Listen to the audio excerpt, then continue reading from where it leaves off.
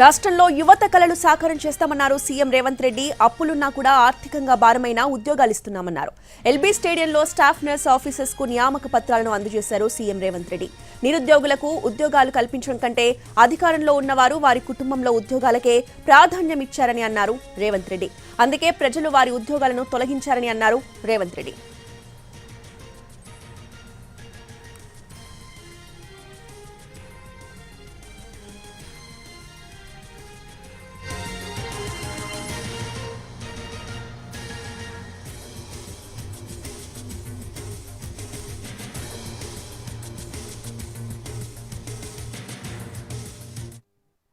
నా దృష్టికి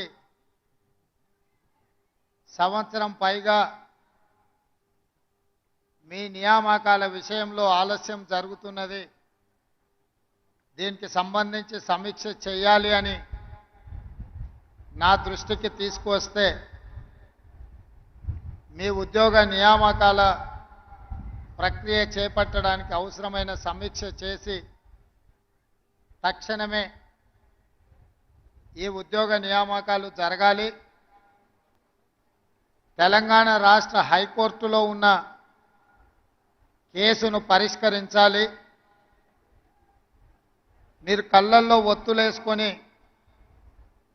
ఈ ఉద్యోగ అవకాశాల కోసం ఎదురు చూస్తున్న విషయాన్ని దృష్టిలో పెట్టుకొని ఈరోజు ఇంత గొప్ప కార్యక్రమాన్ని నిర్వహించి ఈ కార్యక్రమానికి ముఖ్య అతిథులుగా నాతో పాటు ఉప ముఖ్యమంత్రి బట్టి విక్రమార్క గారిని, కోమటిరెడ్డి వెంకటరెడ్డి గారిని, తుమ్మల నాగేశ్వరరావు గారిని, అదేవిధంగా గౌరవ శాసనసభా పక్ష అధ్యక్షులు స్పీకర్ గారు గడ్డం ప్రసాద్ కుమార్ గారిని, మిత్రుడు పొన్నం ప్రభాకర్ గారిని, అదేవిధంగా చీఫ్ సెక్రటరీ గారిని, షబ్బీర్ అలీ గారిని, ఇతర మిత్రులందరిని ఆహ్వానించి ఈ గొప్ప కార్యక్రమంలో మీతో పాటు మమ్మల్ని మీ సంతోషంలో పాల్గొనే విధంగా ఏర్పాటు చేసినందుకు దామోదర్ రాజ్ నరసింహ గారిని మనస్ఫూర్తిగా నేను వారిని అభినందిస్తున్నా.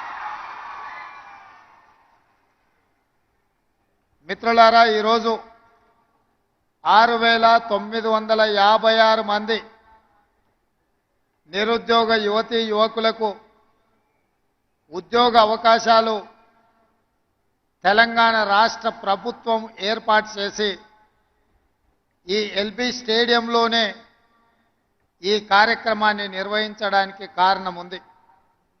ఈ వేదిక మీద ఉన్న మాకందరికీ డిసెంబర్ 7 నాడు ఇక్కడే ఉద్యోగ ప్రమాణాలు చేసినప్పుడు మేము మా కుటుంబ సభ్యులు ఎంత సంతోషాన్ని పంచుకున్నామో మీరు కూడా ఇక్కడే మీ కుటుంబ సభ్యులతో ఈ ఎల్బీ స్టేడియంలో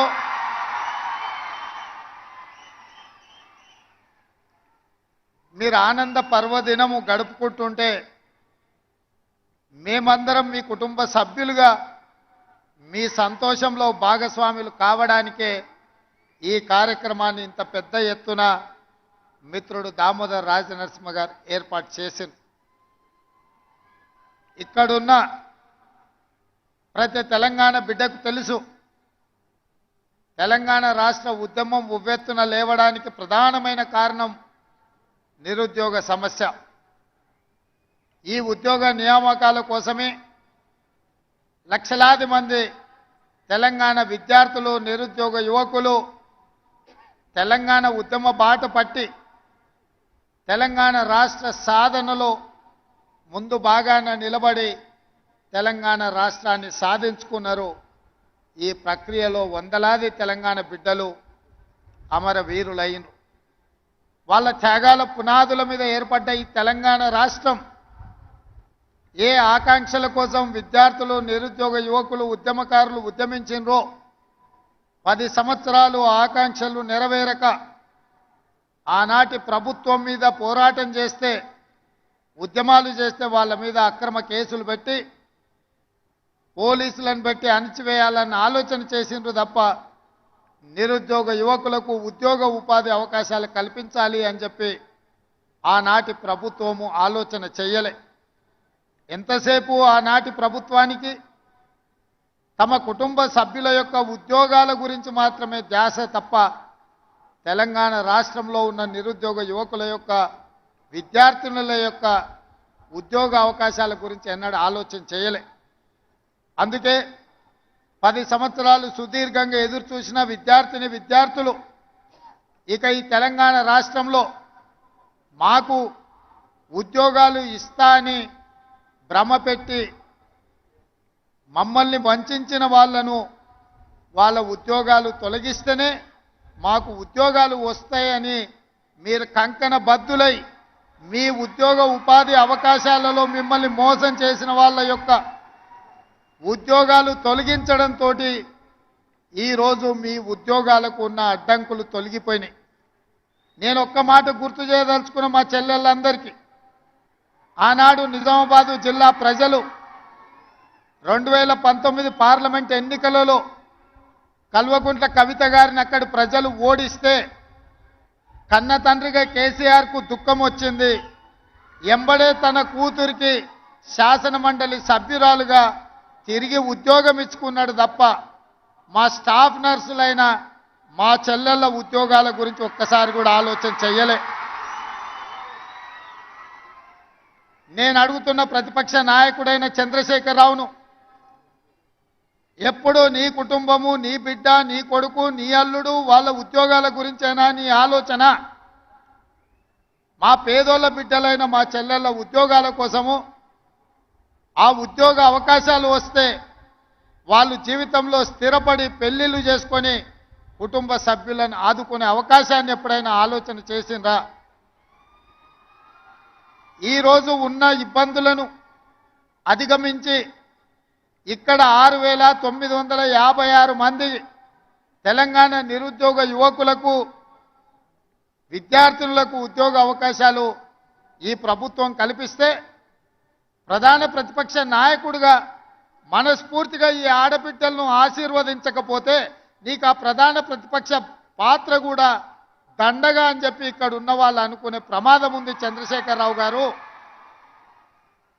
ఒక పక్కన మేము వీళ్ళకు ఉద్యోగాలు ఇవ్వడానికి ప్రయత్నం చేస్తుంటే, అడ్డంకులను తొలగించి ముందుకు వెళ్ళాలని ఆలోచన చేస్తుంటే, ఇంకొక పక్కన నీ అల్లుడు ఈరోజు ఈ ప్రభుత్వం మీద వీళ్ళకు ఉద్యోగాలు ఇవ్వాల్సిన అవసరం లేదన్నట్టుగా మాట్లాడుతుండు. మీరైనా పిలిచి మీ అల్లుడికి గడ్డి పెట్టండి.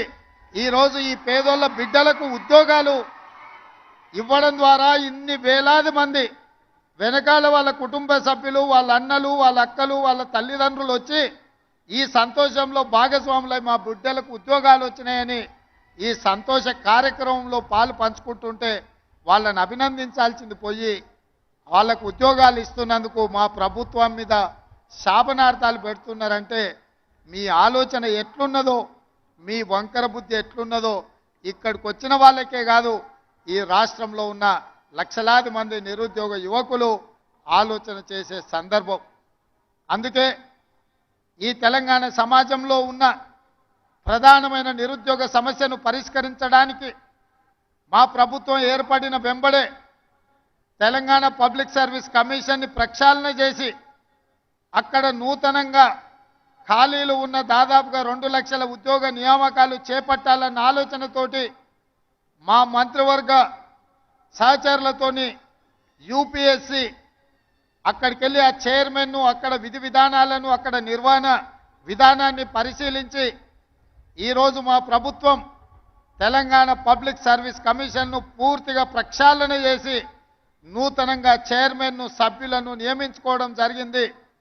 తొందరలోనే తెలంగాణ పబ్లిక్ సర్వీస్ కమిషన్ ద్వారా నియామకాలు,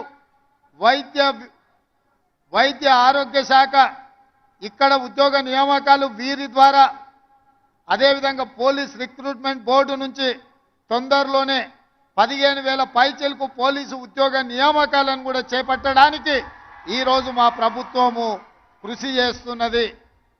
మా బాధ్యత, మాకు ఉద్యోగాలు వచ్చినాయని మేము సంతోషంగా మా కుటుంబ సభ్యులతో విలాసవంతమైన జీవితం గడపడం కాదు, రోజుకు 16 నుంచి 18 గంటల వరకు పనిచేస్తూ మా మంత్రివర్గ సభ్యులు ఏ విధంగా ఈ నిరుద్యోగ సమస్యను పరిష్కరించాలి, మీ జీవితాలలో మీ కళ్ళల్లో వెలుగులు చూడాలి, సంతోషాన్ని చూడాలి అని ఈ ప్రభుత్వము కృషి చేస్తున్నది. తప్పకుండా ఈ తెలంగాణ నిరుద్యోగ యువకుల యొక్క కళ్ళల్లో సంతోషం చూడడానికి మా ప్రభుత్వం కట్టుబడి ఉన్నది. శ్రీమతి సోనియమ్మ ఆశీర్వాదంతో ఏర్పడ్డ ఈ తెలంగాణ రాష్ట్రంలో రాహుల్ గాంధీ గారి నాయకత్వంలో, మల్లికార్జున్ ఖర్గే గారి నేతృత్వంలో తెలంగాణ రాష్ట్రాన్ని మరింత బలోపేతమైన తెలంగాణగా నిర్మించడమే కాదు, విధ్వంసమైన తెలంగాణను పునర్నిర్మించడంలో మా శాయశక్తుల కష్టపడతాం. మీకోసమే అహర్నిశలు కృషి చేస్తాం. నిరుద్యోగ యువకులకి ఈ వేదిక మీద నుంచి నేను భరోసా ఇస్తున్నా. సంవత్సరం తిరిగే లోపల 2 లక్షల ప్రభుత్వ ఉద్యోగ ఖాళీలను భర్తీ చేసే బాధ్యత మాది. ఇచ్చిన మాట నిలబెట్టుకుంటాం. ఆనాడు 2004లో తెలంగాణ రాష్ట్రాన్ని ఇస్తానని కరీంనగర్ గడ్డ మీద నుంచి శ్రీమతి సోనియా గాంధీ గారు మాట ఇచ్చిండ్రు. ఇచ్చిన మాట నిలబెట్టుకొని 2014లో తెలంగాణ రాష్ట్రాన్ని ఏర్పాటు చేయడం జరిగింది. అలాంటి మాట తప్పని మడమ తిప్పని శ్రీమతి సోనియా గాంధీ గారి నాయకత్వంలో ఏర్పడ్డ ఈ ప్రభుత్వం మీకు ఇచ్చిన మాట నిలబెట్టుకుంటుంది. మీ నిరుద్యోగ యువకుల యొక్క ఆకాంక్షలను నెరవేర్చడానికి తప్పకుండా 2 లక్షల ప్రభుత్వ ఉద్యోగ ఖాళీలను భర్తీ చేస్తాం. మీ కళ్ళల్లో ఆనందం చూసి ఫామ్ హౌస్లో ఉన్న వాళ్ళు కుళ్ళుకున్నా,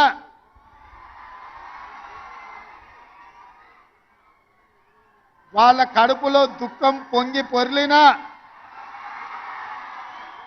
వాళ్ళ శాపనార్థాలు ఎన్ని పెట్టినా ఒక్క మాట చెప్పదలుచుకున్నా, పిల్లి శాపనార్థాలకు ఉట్టి తెగిపడదు హరీష్ రావు గారు. పొట్టోని పొడుగోడు కొడితే పొడుగోని పోచమ్మ కొట్టిందంట. హరీష్ రావు, మేము ఉద్యోగాలు ఇస్తుంటే అవాకులు చవాకులు పలుకుతున్నావు కదా, ఒక్కసారి ఇక్కడున్న కెమెరామెన్లకు నేను వాళ్ళ సంతోషాన్ని చూడండి, ఆడబిడ్డల కళ్ళల్లో ఆనందాన్ని హరీష్ రావుకు వాళ్ళ మామకు చూపించండి. పేదోళ్ళ పిల్లలకు ఉద్యోగాలు ఇస్తే, ముఖ్యంగా ఆడబిడ్డలను ఆదుకుంటే ఆ సంతోషం ఎట్లుంటుందో ఆ కుటుంబానికి చూపించండి. మీ కుటుంబంలో ఉన్న వాళ్ళందరికీ ఉద్యోగాలు ఇవ్వడం కాదు, మా పేదోళ్ళ బిడ్డలకు వాళ్ళ కుటుంబాలలో చదువుకున్న యువతీ యువకులకు ఉద్యోగాలు ఇస్తే ఆనందం ఎట్లుంటుందో, ఈ మరవలేని ఆనందమైన క్షణాలు ఈ ఎల్బీ స్టేడియంలో నలుమూలల ఈ సంతోషం అలుపుకున్న ఈ పూర్తి వీడియోను అటు చంద్రశేఖరరావుకు ఇటు హరీష్ రావుకు చూపించాల్సిందిగా కోరుకుంటూ, ఈరోజు వైద్య ఆరోగ్య శాఖలో ఉద్యోగాలు నియామకాలు చేపట్టినాం. తొందరలోనే పోలీస్ శాఖలో ఉద్యోగాలను చేపడతాం. ఆ తర్వాత తెలంగాణ పబ్లిక్ సర్వీస్ కమిషన్ నుంచి అన్ని శాఖలలో ఉన్న ఉద్యోగ ఖాళీలను భర్తీ చేసే బాధ్యత మా ప్రభుత్వం తీసుకుంటుందని మాట ఇస్తూ, ఇక్కడ అందరికీ వివిధ జిల్లాల నుంచి ఈరోజు ఎంపికైన అభ్యర్థులకు అందరికీ కూడా అక్కడ కౌంటర్లు పెట్టినాం. ఆ కౌంటర్ల ద్వారా క్రమశిక్షణతో మీ నియామక పత్రాలు తీసుకోండి.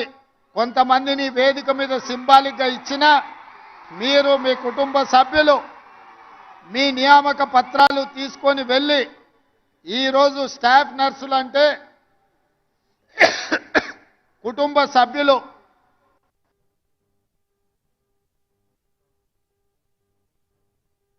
వాళ్లకు కూడా కన్న కూతుర్లలాగా వైద్యాన్ని అందించేది మీరు. మీరు డాక్టర్లు మీరే, డాక్టర్లు మీరే. కష్టంలో వచ్చిన వాళ్లకు ఒక నమ్మకాన్ని, విశ్వాసాన్ని కల్పించి వాళ్ళని ఆరోగ్యం కుదుట పడే విధంగా సపర్యలు అందించేది మీరే. ఖచ్చితంగా ఒక ఆరోగ్యవంతమైన తెలంగాణను నిర్మించుకోవాలి అని అంటే మీ శ్రమ, మీ కృషి, మీ కష్టం ఉంటుంది.